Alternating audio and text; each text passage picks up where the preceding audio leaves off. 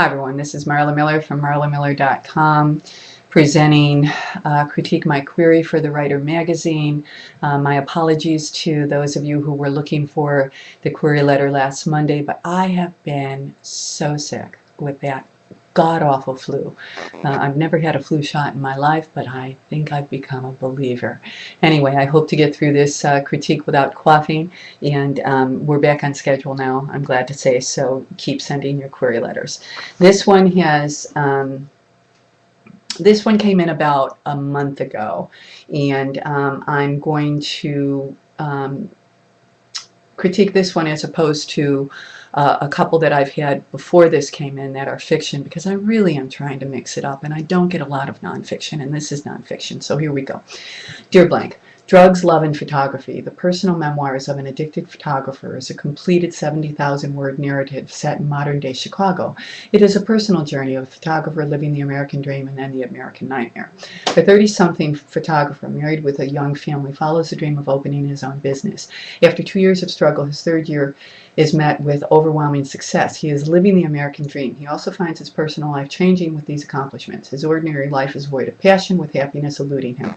Meeting a young photographer fresh out of college alters his life forever. Her beauty and shared creative enthusiasm intrigues him. The excitement and ensuing guilt forces him into a hard, life-changing decisions and subsequent consequences. He risks everything for love, abuses drugs to self-medicate and cope with depression, going down a path of self-destruction while hanging on for his desire to overcome adversity. I believe Drugs, Love, and Photography would appeal to those who have been in similar relationship situations, taking risks, experiencing success and failure while hoping for happiness, all set within an artistic backdrop. I have been a professional photographer for over 20 years, living in Chicago after graduating from Blank University with a double major degree in journalism and history. Thank you for your time and consideration. I look forward to hearing from you sincerely. Okay, what do I think of Drugs, Love, and Photography? Well, I have to be honest. I don't have any problem per se with the way the query letter is written, but this is a story that has been told many, many times, so I don't know what's new about this one. And I think that if I were an agent reading this query letter, I probably could ask my assistant, if I had one, to pull up 5 query letters that are similar in terms of the story that these authors are telling. Now, it might not be a photographer, but it's a doctor, or it's a lawyer, or it's a teacher, or it's someone who has experienced an enormous change in their life, got their dreams, made their dreams come true, and then pretty much fell down the black hole of addiction, which is what it sounds like this story is about. So, if Drugs, Love, and Photography is more than that, then I would really encourage this author to be presenting that story that is particular to him, nobody else. Right now, this reads as a generic story, and I think that we've had plenty of these stories. Now, could I be wrong? Absolutely, and you know that. I'm always willing to admit that this is just my opinion.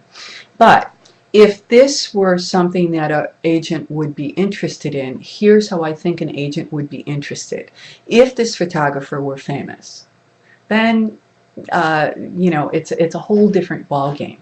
But without this person being a known name, it's, again, I hate to use the word, but it's a pretty generic story. And so I would encourage this author to take a look at how he's presented this story in this query letter, and then recraft it. If there's something that is absolutely particular to him and nobody else, I would lead with that.